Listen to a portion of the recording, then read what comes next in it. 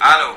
הלו, דובר צה"ל, שמע, יש פה כמה חבר'ה בדרך, הם באזור אשקלון. אני רוצה להכניס אותם אלינו לפה לבית חנון המגנן, לראות מה מומי. אפשרי?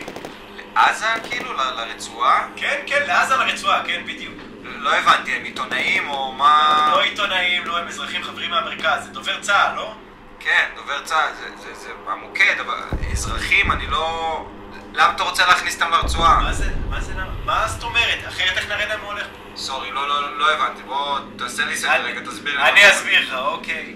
אני פה בוויכוח עם יפרח, אמרנו נקרא לאנשים מהחצר הקדמית, אם אתה מבין מה אני אומר. האמת שאני לא מבין מה... אנשים שלא היו פה, והם יכריעו.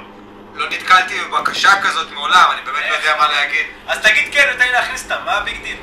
תשמע, אני מבין שאתה לוחם. לוחם. אבל עם כל הכבוד, כן, בלי לזלזל, זה לא אפשרי, אתה לא תוכל להכניס אותם. מה לא אפשרי? מה זאת אומרת? אחי, הם חייבים להיכנס, אחרת איך הם יבינו מה קורה פה? לא יודע, אחי, מה אני אגיד לך? תראה להם תמונות, תעשה מצגת, תכתוב ספר, אנא ערף. בוא'נה, הבאת רעיון.